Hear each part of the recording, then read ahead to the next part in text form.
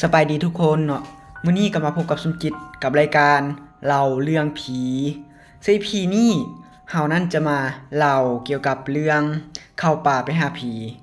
ซึ่งเรื่องนี้เป็นเรื่องเล่าของคุณไม้เนาะซึ่งเราซื้อไม้เนาะนามสกุลเราซื้อไม้ซึ่งเราเป็นคนหนึงที่ว่ามักไปเที่ยวป่าตามอุทยานต่างๆเนาะบ่ว่าจะเป็นทางในประเทศและก็นอกประเทศเนาะที่ว่าเรามักไป แล้วก็เรื่องราวนี้เนาะสมจิตก็จะมาเล่าเกี่ยวกับอุทาหรณ์ให้ทุกคนเนาะเวลาเข้าป่าเข้าดงบ่ควรอ่าล้ำไหลกับสิ่งที่แบบบางอย่างที่เราแบบคิดข้ามเนาะเราควรแบบเอาใจใส่หลายกว่าเก่าเนาะเพื่อว่าเป็นการเสียเวลาเรามาเข้าเรื่องกันเลยสำหรับเรื่องนี้เป็นเรื่องราวหนึงที่ว่าเกิดขึ้นกับคุณไม้ในช่วงที่เรา2-3 ปีก่อนเนาะที่ว่าเรานั้นได้ไปตั้งแคมป์หรือว่าไป ถ่ายภาพเนาะถ่ายภาพอยู่อุทยานแห่งหนึ่งอยู่ในป่าเนาะขอสงวนชื่อเนาะว่าอุทยานนั้นเป็นเขตใดเนาะสำหรับอุทยานที่เราไปหั่นเราก็มื้อนั้นเนาะเราก็ตื่นมาแต่เช้าเนาะเราก็เกียมภาระสังสารต่างๆแหละที่ว่าเราต้องจำเป็นใช้เนาะสำหรับสาเหตุที่ว่าเราไปครั้งนี้เราไปเพื่ออยากเก็บภาพเนาะเก็บภาพแล้วก็เราก็มีชำนาญเกี่ยวกับการเดินป่าหลายบ่อนแล้วเนาะบ่อนที่เรามักไป แล้วก็มื้อนั้นแล้วก็เกียมเครื่องทั้งหมดแล้วก็ออกเดินทางแต่เช้าไปอุทยานแห่งนั้นแล้วก็เดินทางไปแล้วก็ฮอดพุ่นกับประมาณช่วงเร่งๆแล้วเนาะเร่งๆแล้วเราก็แบบภาวนาเพื่อแบบบ่ให้มันฝนตกอิงต่างๆหั้นนะเพื่อแบบมันจะบังทิวทัศน์ทัศนีที่ว่าเราจะไปถ่ายหั่นแล้วก็มื้อนั้นเนาะเราไปฮอดตอน หัวแรงตอนประมาณ5-6โมงนี่แหละตอนแรงๆแล้วฝนก็ตกหนักเลยตกหนักแฮงเลยอยู่หั่นแล้วพี่ฮอดบ่อนพักเนาะบ่อนพักเช้าของอุทยานแห่งนั้นสำหรับขอบเขตอุทยานแห่งนั้นมันจะเป็นป่าอ้อมรอบมันมีแต่ป่าเนาะแล้วก็มีเส้นทางผ่านแล้วก็มีเส้นทางแยกออกจากทางใหญ่เข้าไปบ้านพักแห่งนั้นสำหรับบ้านพักแห่งนั้นมันก็จะบ่ได้อ่า ไม่เนาะมันเป็นบ้านพักแบบเก่าแล้วเพราะว่ามันเป็นบ้านพักของรัฐเนาะแบบบ่ค่อยมีไผเข้ามาแบบอ่าอนามัยหรือว่าเข้ามาแบบสร้างแบบสิ่งที่มันแปลกหักหั้นนะให้มันใหม่คือเก่าหั้นนะบ่มีแบบเข้าไปอนามัยมื้อนั้นเราก็พักอยู่ในหั่นพักแล้วก็คืนนั้นฝนก็ตกหมดคืนเลยแล้วก็ภาวนาว่ามื้ออื่นให้แบบฝนหยุดตกเนาะหยุดตกเพื่อแบบยานแบบบัง ที่น่ะคัดทิวทัศน์ต่างๆที่ว่าเราแบบเราจะไปถ่ายหั่นแล้วพอฮอดมื้อต่อมาเนาะมื้อต่อมาเราก็ตื่นมาตอนเช้าแล้วก็แปลกใจแรงเพราะว่าในตอนเช้ามื้อนั้นเนาะฝนที่ว่าตกหมดคืนหั่นน่ะมันถือว่าแบบหายไปหมดแล้วก็ฟ้าก็แจ้งแจ่มแจ้งเลยแบบบ่มีหมอกบ่มีอิหยังบังเลยวันนี้เราก็ตื่นมาแต่เช้าแล้วก็ล้างหน้าทำอาหารกินหยังต่างๆแล้วเนาะแล้วก็ออกไปหาหมู่บ้าน เพื่อแบบเพื่อไปซอกหาคนที่แบบผ่านป่าเนาะที่ว่าจะพาเรานั้นนำพาไปอุทยานแห่งนั้นแบบไปเที่ยวชมป่าแห่งนั้นเนาะเพราะว่ามันเป็นอุทยานนี่แล้วมันจะมีต้นไม้หลายนั่นแหละแล้วก็ไปซอกเนาะไปซอกปรากฏว่าเราก็ได้ผ่านผู้หนึงเนาะเป็นคนม้งเนาะที่ว่าพาเราไปหั้นนะซึ่งผ่านหั้นเขาสงวนชื่อเนาะแล้วก็พาผ่านมาแล้วบัดนี้เขาเจ้าก็ ลมกับผ่านเนาะลมกับผ่านว่าอยากได้ค่าแรงเท่าใดหั้นนะแล้วก็ลมไปลมมาแล้วก็สุดท้ายเราก็ตกลงกันว่าอยากได้ค่าแรง200เนาะก็คือเป็นเงินไทยเนาะ200บาทนั่นแล้วเขาเจ้าก็พากันเข้าไปในป่าบัดนี้แล้วก็คุณไม้เราก็กะเกียมอุปกรณ์ต่างๆบ่ว่าจะเป็นยาเป็นอาหารแห้งหรือว่าอิหยังต่างๆนั่นแหละเพื่อแบบสุกกัวไว้เพื่อเกิดเหตุฉุกเฉินนะแล้วก็เกียมในถุงไว้แล้วก็เป้แล้วก็ไปเนาะรวมทั้งกล้องด้วยล่ะเพราะว่าเราจะไปถ่ายรูป เมื่อนั้นเขาเจ้าก็พากันไปทั้ง2คนเนาะพากันไปบัดนี้พากันไปแล้วก็ไปเรื่อยๆเนาะซึ่งป่าแห่งนั้นก็เข้าไปลึกเติบเนาะลึกเติบแล้วเขาเจ้าก็ไปแล้วก็บัดนี้อ่าผ่านผู้นั้นเนาะแล้วก็บอกกับคุณไม้เนาะว่าบ่นี้มันเคยเกิดอิหยังขึ้นแหน่คือเกิดอิหยังขึ้นแหน่หั้นน่ะมันสิสำหรับเขตนั้นเนาะมันจะเป็นเขตที่ว่ามันเป็นสงครามมาแต่ก่อนแหละช่วงนี้มันเป็นช่วงที่แบบสงบแล้วก็เขตนั้นเป็นเขตที่เขาเจ้าเอาคนที่ว่าตายช่วงก่อนเนาะมาฝังตามนั่นเนาะเพราะว่ามันตายหลายเนาะ เพราะเป็นเขตคือเจ้าเฮ็ดสงครามกันแต่ก่อนนะเป็นเขตสงครามแล้วแบบคือเจ้าตายแล้วก็เจ้าก็ปะฟังอยู่หั่นเลยระยะทางเนาะคือเจ้าก็เดินไปเรื่อยๆเดินไปเรื่อยๆเข้าในป่าเลิกวันนี้อ่าผ่านผู้นั้นเนาะแล้วก็เราประวัติทุกอย่างละเอียดเลยแหละทุกอย่างที่ว่าเห็นอันนี้เป็นอันนี้นะแล้วก็เล่าให้คุณไม้เห็นแบบละเอียดเลยวันนี้คือเจ้าก็เข้าไปเลิกเติบแล้วเข้าไปเลิกเติบแล้วก็เข้าไปเห็นภูผาเขตหนึงเนาะเป็นผาซันนะไปผาซันแล้วมันเป็นผาหินแล้ววันนี้ก็เจ้าก็มาฮอดหั่นแล้วก็วิวมันก็งามเติบเนาะอยู่หั่นวิวงามเติบเลยแล้วเราก็คุณไม้ให้เราก็ยึดจุดพักอยู่หั่นเนาะพักอยู่หั่นแล้วก็มันสวยแล้วพักอยู่หั่นพักแล้วก็เราก็ถ่ายรูปอย่างต่างๆหมดเลยแหละถ่ายรูปหมดละวันนี้ผ่านพวกนั้นเราก็แยกตัวออกจากลาวเนาะไปบ่ฮู้ว่าเราไปหยังเนาะแยกตัวออกจากลาวแล้วก็ปะแต่คุณไม้ให้เราอยู่ผู้เดียว วันนี้เราก็อยู่บนถ่ายรูปเนาะถ่ายรูปเกี่ยวกับทิวทัศน์นี่นั่นนั่นแหละถ่ายรูปไปเรื่อยๆนั่นแหละวันนี้เราปรากฏว่าเราปวดเบาเนาะปวดเบาแบบแล้วก็ปะกล้องปะมันยังงั้นแล้วเนาะแล้วก็เข้าไปในป่าหั่นเพื่อซอกบอลที่แบบจะปลดทุกข์เนาะปลดทุกข์ปลดเบาหั่นแล้วก็เข้าไปวันนี้เราก็ซอกบอลเบาเนาะแต่ว่าเราก็บ่ได้เบาใส่ต้นไม้ใหญ่เดี๋ยวเราซอกเบิ่งแบบพุ่มไม้เล็กๆพุ่มไม้น้อยๆแต่ว่าเพื่อจะเบาใส่หั่นนะแล้วก็เข้าไปหั่นแล้วเราก็เห็นพุ่มไม้บ่นึงแล้วเราก็เบาใส่เนาะเบาใส่แล้วแล้วก็บ่ได้คิดอีหยังเนาะแล้วก็กลับไปถ่ายรูปต่อแต่ว่าปานนี้มันแปลกเนาะเพราะว่าหลังจากที่ลาวนั้นเบาเสร็จแล้วเนาะเบาเสร็จแล้วเราก็กลับไปจะถ่ายรูปคือเก่าแต่ว่าเพียงแต่ประมาณ 2-3 นาทีนึงเองนะเราเข้ามาบ่อนผาหินหั่นน่ะบ่เราถ่ายรูปมันปรากฏว่ามีหมอกเนาะหมอกลงเต็มหมดเลยมันบ่เห็นอีหยังเลยหมอกลงเต็มหมดเราก็แปลกใจเว้ยมันคือว่าแบบเมื่อกี้ยังแบบบ่มีอีหยังบ่มีหมอกอีหยังเลยเพียงแต่ไปเบานิดเดียวมาแล้วก็หมอกเต็มละวันนี้เราก็บ่ได้คิดอีใจน้องหยังเนาะเพื่อแบบเราก็คิดว่าแบบยานฝนสิตกอย่างนี้แล้วก็เก็บกล้องมีหยังเนาะมีหยังเพราะว่ามันถ่ายบ่ได้แล้วเพราะว่ามันหมอกปิดบังหมดเนาะอยู่จักหน่อยแล้วก็หมอกก็ลงบักนานาเนาะลงบักนานาเขตเราอยู่น่ะจนแบบเบิ่งมันส่องบ่เห็นเลยนะเห็นเลยเนี่ยมอๆประมาณ 5-6 เมตรนั่นแหละอยู่ในป่าหั่นแล้ววันนี้ผ่านผู้นั้นเนาะเราก็อยู่ในป่าหั่นย่างแตกตื่นมาเนาะแต่เราก็บ่ได้เว้าหยังเนาะเราก็เว้านำคุณไม้เห็นว่าไปเฮาพากันกลับแล้วเพราะว่าตะเวนมันจะตกดินแล้วมันจะค่ำแล้วหั่นนะแต่เราก็แปลกใจเนาะแปลกใจว่าเพราะว่าตอนนั้นเวลาเพียงแต่4 โมงซื่อๆ4 โมงซื่อๆเราก็แบบบ่ได้คิดว่าแบบมันก็ยังโดนที่ว่าตะเวนสิตกหั่นน่ะเป็นหยังผ่านถึงว่าแบบรีบกลับหั่นนะ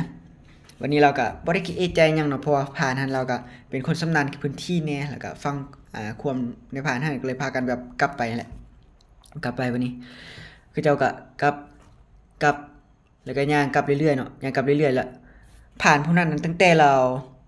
ย่างอยู่ในป่าออกมาน่ะเราเปลี่ยนเป็นคนละคนเลยคือกับแบบบ่คือตอนขามานะขามาแบบคุณไม้เราถามอีหยังก็ยานะเราจะตอบหมดอธิบายหมดเนาะพอตอนขากลับนี่นะ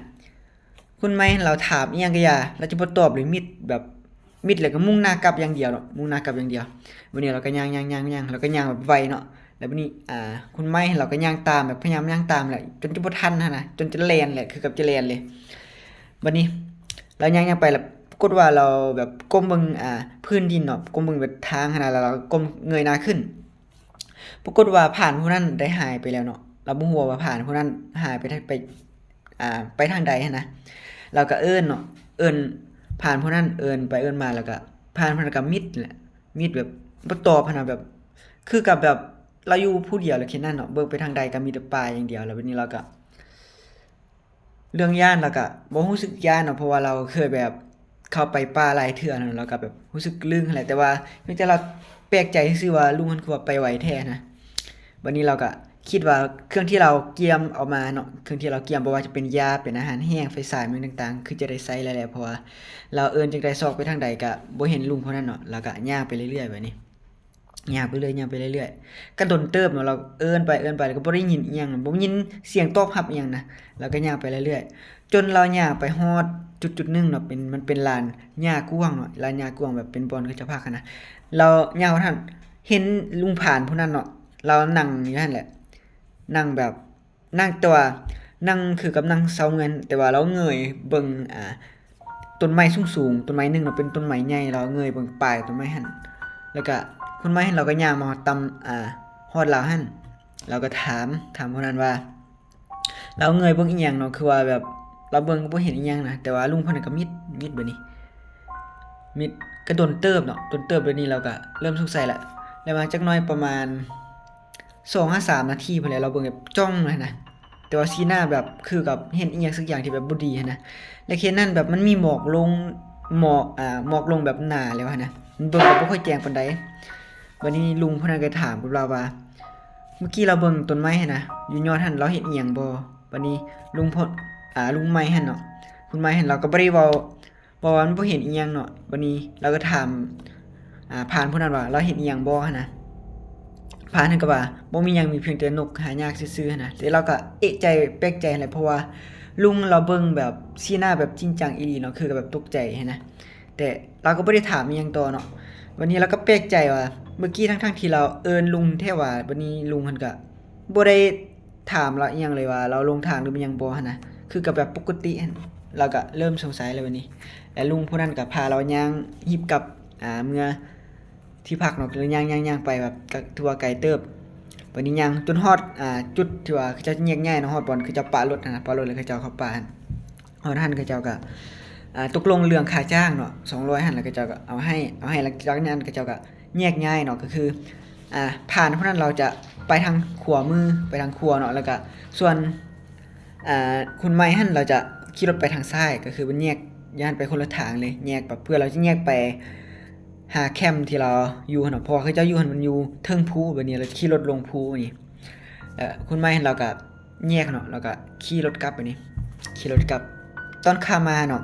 ขามาเราก็มาในเดียวก็ฮอดบ่อนไปจอดรถหั่นนะแต่บัดขากลับบัดนี้มันคือว่าไกลกว่าปกติเนาะแบบเราขี่ไปเรื่อยๆแบบรู้สึกว่ามันทางมันวนไปวนมาฮอดแต่บนเก่านะบัดไปบัดนี้ ทางก็เริ่มมืดลงแล้วเนาะเริ่มมืดลงวันนี้เราก็ไปเรื่อยๆแหละไปเรื่อยๆวันนี้เราก็เห็นเนาะเห็นว่าเป็นมียายแก่ผู้หนึงเนาะอยู่ข้างทางเบื้องซ้ายเนาะเห็นข้างทางเบื้องซ้ายเราก็ตอนนี้เราก็แปลกใจอยู่ว่าคือว่าจะขำแล้วคือว่าเห็นคุณยายหั่นเราย่างขึ้นทางภูเนาะย่างขึ้นภูว่าจะไปไสบ่หั่นนะวันนี้เราขึ้นไปขึ้นมาก็ เราก็คิดว่าน่าจะเป็นชาวบ้านเขตนี้เนาะเพื่อเราแบบไปสวนไปหยังมาหั้นนะแล้วเราชำนาญทางก็เลยแบบไปค่ำแน่หั้นนะวันนี้เราก็บ่เอะใจหยังก็ขี่ไปต่อเนาะขี่ไปต่อบัดนี้ขี่ไปเรื่อยๆมันก็ยังบ่ฮอดเนาะจนเราลืมแหละเรื่องยายผู้นั้นเนาะเรื่องยายผู้นั้นแล้วก็แบบจริงจังกับทางมันคือบ่ฮอดจักเทื่อหั้นนะว่าตัวเองลงทางบ่หรือว่าจังใดหั้นนะเราก็ขี่ไปเรื่อยๆบัดนี้ขี่ไปต่อแล้วก็ขี่ไปจนฮอดบ่อนหนึงเนาะ แล้วปรากฏว่าเราเห็นยายผู้เฒ่าแก่อีกผู้หนึงเนาะเราจำได้แม่นเลยว่าเป็นยายผู้เก่าผู้ที่เราหากะเจอช่วงแล้วนี่เนาะตอนเราเห็นทางนั้นอยู่เบื้องขวามือเนาะวันนี้เราเห็นเท่านี้อยู่เบื้องซ้ายมือแล้วก็แบบเป็นคนแบบเรามีหยังก็ระแบกอิหยังสักอย่างอยู่ข้างหลังหั่นน่ะแบกแล้วคือกับไปส่วนหั่นน่ะแล้วก็คือว่าเมื่อกี้เขาเห็นยายผู้นั้นเนาะแบบก็มาเห็นอยู่พี่อีกวันนี้เราก็เริ่มแบบเริ่มแปลกๆละเริ่มแปลกๆเริ่มแบบ รู้สึกแบบแปลกๆว่าตัวเองคือว่ามาเห็นเจอผู้เก่าเนาะทีนี้เราก็เริ่มคิดหลายละแล้วเราก็ภาวนาเนาะพยายามแบบขี่รถไปต่อข้างหน้าอีกบัดนี้ขี่รถไปติ๊กๆๆๆแต่มันก็บ่ฮอดจักเทื่อเนาะคือกับแบบวนไปวนมาอยู่แต่บนเก่าหั่นนะแล้วก็ไปบัดนี้แล้วปรากฏว่าบัดนี้เราไปเจอยายผู้เก่าเนาะเป็นครั้งที่3ยายผู้เก่าอยู่ข้างทางหั่นบัดนี้เราเจอครั้งซ้ายคือเก่าปรากฏว่าเราเห็นเนาะยายผู้นั้นแบบก้มหน้าแบบย่างหั่นนะคือแบบเบิ่งแบบยายเฒ่าหั่นน่ะแต่เราเบิ่งดีๆเนาะเบิ่งดีๆปรากฏว่าแบบยายผู้นั้นบ่มีตีนเนาะคือแบบเราลอยแบบไปหั่นน่ะลอยบัดนี้เราก็เบิ่งแบบเบิ่งแหวนเนาะเบิ่งแหวนหาผู้นั้นหั่นน่ะยายผู้นั้นเบิ่งแหวนรถส่องจากข้างหลังหั่นน่ะแล้วก็เบิ่งแบบส่องๆๆเบิ่งแบบบัดนี้แล้วส่องเบิ่งปรากฏว่าเราเบิ่งอยู่แหวนเนาะยายหั่นน่ะแล้วก็เบิ่งสีหน้าเราแบบหันคอจนแบบอ้อมครบรอบเลย ออมคุมหอบเบิ่งลาวนั่นคือแบบฮู้ว่าลาวเบิ่งแวนอยู่น่ะแล้วเราก็แบบอัดแวนลงเนาะอัดแวนลงแล้วก็แบบตอนนั้นน่ะคนหนาวคนมีหยังจนแบบมัน จนหนาวแบบมันเป็นช่วงฤดูหนาวเนี่ยนะเราจะแบบมันหนาวหมดเลยคือกับตามแค่เนี่ยนะเป็นซาจนแบบเย็นหมดเลยคือกับแบบคนลุกก็เต็มโตเลยตอนนั้นนะวันนี้เราก็พยายามขี่รถต่อไปเนาะขี่รถต่อไปเราก็พยายามแบบจมแบบมนต์จมคาถาเนี่ยนั่นแหละของเราหั่นจมแบบอยากให้แบบลูกสร้างเนาะแบบเดินทางแบบปลอดภัยมีอย่างต่างๆหั่นแหละเพื่อแบบให้ปู่ย่าตายายคุ้มครองเนาะคุ้มครองลูกสร้างหั่นแล้วก็ไปแล้วปะนี้หลังจากเราจมมนต์จมคาถาแล้วเนาะประมาณเราคิดไปอีกระยะหนึงก็คือว่ามาฮอดแคมป์เนาะก็คือมาฮอดแคมป์สักทีเนาะแล้วก็เป๊กใจแฮงบัดนี้เราก็ฮอดแคมป์แล้วก็จอดรถไว้เนาะจอดรถไว้เราก็พยายามแบบเข้าไปแต่งครีมหยังต่างๆอาบน้ำอาบท่าแม่งหมดอยู่ห้องนั่นแหละอยู่รีสอร์ทแห่งนั้นเนาะแล้วก็ยุ่งแล้วหลังจากนั้นเราก็มาคิดทบทวนเรื่องที่ว่าเราหาก็เจอเนาะว่ามันเป็นจังได๋บ่หรือว่ามันเป็นจังนั้นหั่นนะบัดนี้เราก็นึกได้เนาะเราก็เลยแบบไปเอาธูปเทียนออกมาไหว้แบบขอขมาเจ้าที่เจ้าทางว่าตัวเองแบบไปเฮ็ดผิดอีหยังบ่หั่นนะแล้วเราก็เข้ามาในห้องบัดนี้เราก็เข้ามาในห้องเราก็เปิดนั่งเนาะเราได้ยินบัดนี้เราได้ยินเสียงแบบคือกับแบบคนเว้าร่วมกันหั่นน่ะแว่วๆแต่ทั้งๆที่เราอยู่ผู้เดียวอยู่หั่นนะบัดนี้เราก็ไปเข้าห้องน้ำเนาะไปเข้าห้องน้ำบัดนี้เราก็ได้ยินอีกได้ยินคนลมแบบร่วมกันอยู่นอกหั่นน่ะแบบลมแบบแว่วๆๆแบบเฮายินคือกับสิแจ้งบ่แจ้งหั่นนะอยู่นอกหั่นบัดนี้เราก็ออกมาก็บ่เห็นไผบัดนี้แล้วก็ออกนอกจากหั่นเนาะเบิ่งว่าเขตมอแล้วมีไผมาบ่หั่นน่ะแต่ก็บ่เห็นไผบัดนี้แล้วก็แปลกใจแฮงบัดนี้แปลกใจแล้วเราก็เข้าแบบแล้วก็เข้านอนบัดนี้เข้านอนคืนนั้นเนาะเข้านอนคืนนั้นเราก็ฝันเห็นมีผู้ชายบักหลายๆคนเนาะแบบผู้ชายแบบคือกับคนแบบสู้รบในสงครามหั่นน่ะย่างเข้ามาอ้อมราวอยู่ในรีสอร์ทหั่นน่ะ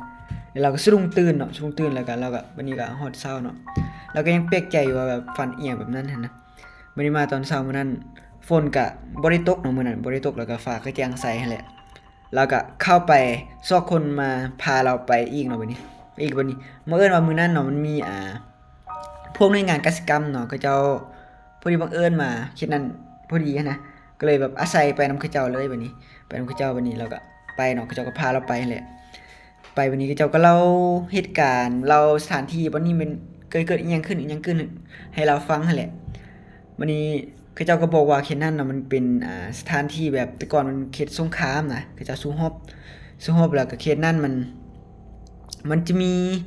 เขาเจ้าตายเนาะเขาเจ้าก็ฝังหั่นแล้วมันจะมีพุ่มหญ้านะเป็นมีดอกไม้งามๆขึ้นตามหลุมศพต่างๆหั้นนะเราก็คิดได้เนาะคิดได้ว่ามื้อก่อนหั่นเราไปเบาเราไปเบาใส่พุ่มหญ้าแล้วมีดอกไม้หั่นนะมันขึ้นคือแน่นอนเลยเราไปเบาใส่หลุมศพเนาะหลุมศพคนสมัยแต่ก่อนเนาะที่ว่าเขาเจ้าสู้รบกันตายหั่นแล้ววันนี้เราก็เขาเจ้าก็พาเราไปเนาะแล้วก็มื้อนั้นน่ะที่เราไปหั่นทุกอย่างมันปกติหมดเนาะเพราะว่ามื้อนั้นเราบ่ได้ไปเบาวันเก่าเนาะวันนี้เราก็กลับมาตอนแลงหั่นแล้วก็แบบอ่าภาวนาแบบเอาว่าจังได๋คือเจ้าเราเอาแบบธูปเทียนต่างๆแล้วก็เอาของถวายมีหยังหั่นน่ะมาถวายแบบขอขมาเจ้าที่เจ้าทางที่ว่าเราแบบไปได้ไปแบบไปเบาไสหั้นนะแล้วก็นั่นแล้วก็นี่ก็จะเป็นเหตุการณ์เนาะที่ว่าเกิดขึ้นกับคุณไม้เนาะก็คือเรื่องเข้าป่าไปหาผีนั่นเองเนาะก็บ่ฮู้คือกันว่าถ้าเราบ่ได้จมมนต์นั้นใดเนาะถ้าเราจมมนต์บ่ได้บ่ฮู้ว่ายายผู้นั้นจะเอาเราไปนำบ่หรือว่าจังใดเนาะแล้วก็เรื่องนี้ก็สอนให้หลายคนได้ฮู้เนาะว่าเวลาเราเข้าป่านั้นบ่ควรแบบไปเบาหรือว่าไปเฮ็ดหยังแบบสาสุสาสายนะควรมีการแบบครอบลาเจ้าที่เมียงก่อนเนาะได้ค่อยเฮ็ดเนาะแล้วก็เบิ่งสถานที่พร้อมว่าเขตนั้นมันเหมาะสมกับการที่เราจะปลดทุกข์หรือว่าจะเฮ็ดอิหยังกิจกรรมหยังบ่หั่นน่ะเนาะแล้วก็ก่อนที่จากกันมื้อนี้เนาะก็อย่าลืมช่วยกันกดไลค์กดแชร์กดติดตามสมจิตเนาะหลังจากที่ว่าสมจิตนั้นบ่ได้เล่าเรื่องลงช่องก็มา3เดือนเต็มๆเนาะเพราะว่าสมจิตก็บ่สบายแน่ตอนช่วงก่อนนั้นแล้วก็มาระยะนี้ก็เริ่มแบบดีขึ้นเนาะก็เลยมาซอกเรื่องมาเล่าให้ทุกๆคนฟังเนาะและก่อนที่จากกันมื้อนี้เนาะก็อย่าลืมให้กำลังใจติดตามกันเนาะสำหรับคลิปนี้ EP นี้ขอลาทุกคนไปก่อนเพียงส่ำนี้เนาะบ๊ายบาย